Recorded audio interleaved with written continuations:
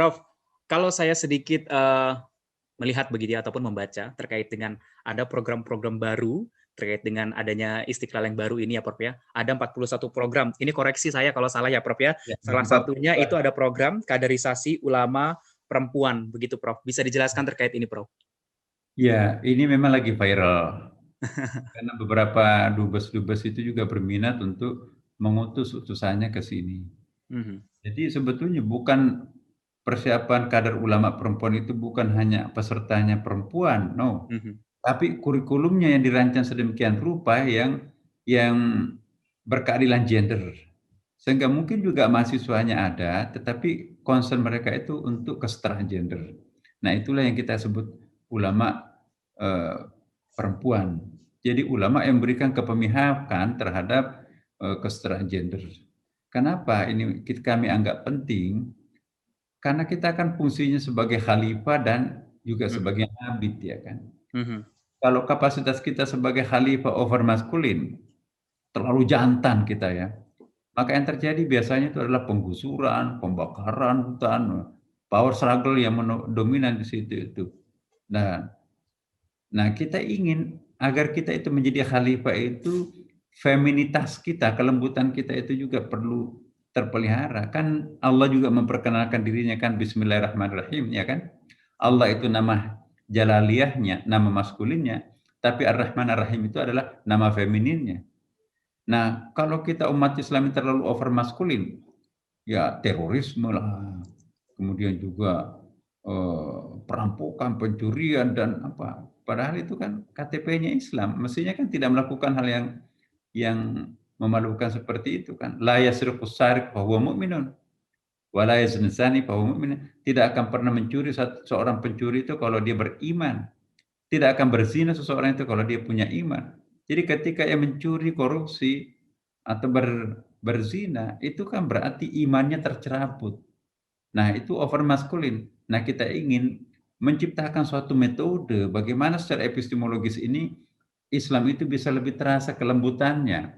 Maka itu jangan-jangan kita perlukan majelis ulamanya nanti itu juga sebagian diantaranya itu 50-50 kalau bisa sebagian perempuan. Jadi jangan hanya Quran dan hadis itu dimonopoli penafsirannya oleh kaum pria. mhm. Subjektivitasnya itu kan nanti ada. Libatkan juga subjektivitasnya kaum perempuan. Siapa tahu itu nanti yang mencerahkan. Nah, itu yang kita akan coba. Tetapi tetap kita dalam pengawasan pembina kita kan ada majelis ulama, ada Kementerian Agama dan juga Mhm, ada senior-senior para ulama kita. mhm. Mohon membimbing kita di Istiqlal ini. Ya, kita tetap sowan, kita tetap minta pandangan-pandangan. Kita nggak boleh, melakukan sesuatu yang tidak terkontrol. Nah, alangkah bagusnya berkahnya mereka itu memberikan nasihat terhadap kita, sehingga kalau langkah-langkah kita nanti keliru-keliru kan ada yang Iya.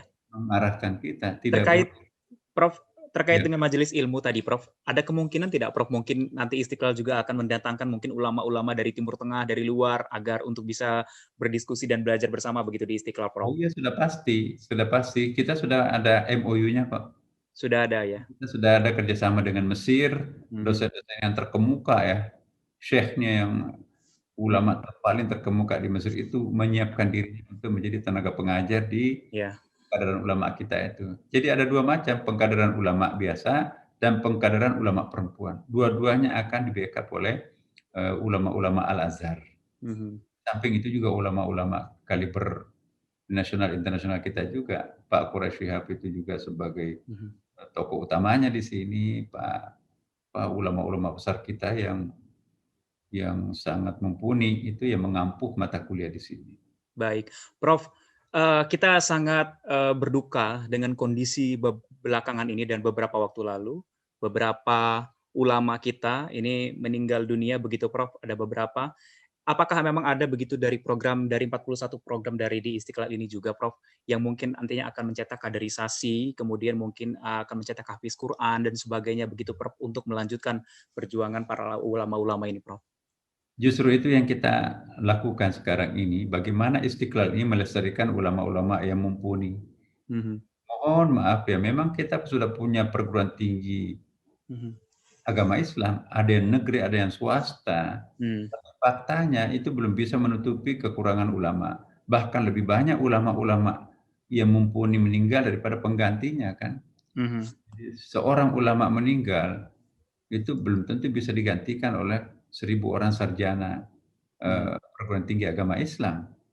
Nah, jadi kita ingin Istiqlal ini betul-betul melahirkan ulama yang sesungguhnya. Maka itu kan kita kerjasama dengan PT IKI, Institut Perguruan Tinggi Ilmu Al-Quran, yang kita kenal selama ini sebagai pensuplai imam-imam, ya takhasusnya adalah Quran.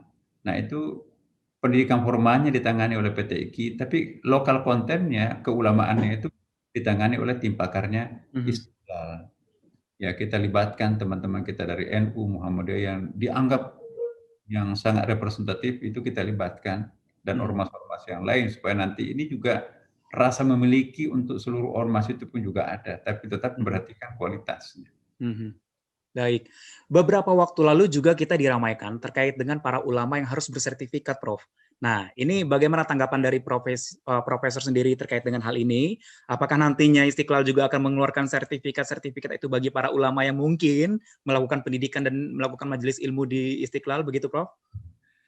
Ya, jadi dalam tradisi pesantren, sertifikasi itu tuh sesuatu hal yang sangat biasa. Sangat biasa, bahkan harus itu. Misalnya gini, kita akan mengajarkan, kalau kami di PT IKI itu ya, penghafalan Quran, itu kan ada ijazahnya. Dari silsilahnya itu, sanadnya itu bersambung sampai kepada Nabi. Nah, itulah nanti yang memberikan sertifikat ijazah. Itu karismatiknya, berkahnya mungkin juga beda itu. Nah, mengajarkan misalnya kitab Ihya Ulumuddin, kita harus punya sertifikat melalui orang yang sudah mendapatkan legitimasi dari penulis buku itu, ya, Imamul Ghazali. Jadi sertifikat silsilahnya yang pernah mendapatkan itu, sama juga dengan hadis kan. Mengajarkan hadis itu kan juga ada sertifikatnya, silsilah sanad keilmuannya jelas. Nah, kalau tidak ada sanad keilmuannya seorang ilmuwan, nggak tahu belajar di mana, kok tiba-tiba menjadi penceramah kondang, padahal jejak langkah intelektualnya nggak jelas, itu kan nanti dalam tradisi pesantren itu tidak tepat itu. Semua pengajar itu harus ada sanad-sanad keilmuannya, jurusan-jurusannya itu loh. Nah, jadi kalau ada sertifikasi ulama dalam arti pemberian pengakuan terhadap ulama hadis dan sudah bisa punya murid mengajarkan materi itu legitimate banget itu ya. Tapi kalau sertifikat dalam pengertian kamu nggak boleh khutbah karena kamu belum punya ini, itu menurut hemat saya untuk Indonesia ini mungkin masih perlu waktu ya untuk bisa sampai menerapkan sistem sertifikasi seperti itu. Karena untuk pemantauannya sulit begitu ya, Prof ya? Pulau terpencil di perbatasan, nggak ada ulama yang bersertifikat. Apakah kita akan membiarkan kosong masjid, tidak ada sholat Jumat? Apakah kita akan membiarkan nggak usah ada ceramah kan, nggak ada yang bersertifikat? Itu juga harus ada pemikirannya lebih jauh ya. Saya kira Indonesia dengan luas seperti ini dan jumlah penduduk seperti ini, kita jangan terburu-buru menerapkan sebuah regulasi yang justru bisa mengikat diri kita sendiri. Yang terpenting adalah sepakat idenya, jangan sembarangan orang tampil menjadi guru agama di dalam masyarakat. Kita nggak tahu sanad keilmuannya, ujung pangkalnya dari mana belajarnya, tiba-tiba menjadi seorang hebat ya. Hanya bakat teatrikalnya, mungkin pemain teater ya, sehingga mampu membuat orang itu ketawa terpingkal-pingkal atau menangis terseduh-seduh. Waduh, followernya banyak. Jadilah ulama besar, padahal sanad keilmuannya nggak jelas. Ya, berarti dalam hal ini masyarakat juga harus tahu dan harus pintar terkait mana ulama yang benar-benar harus di-follow, begitu seperti itu ya, Prof ya?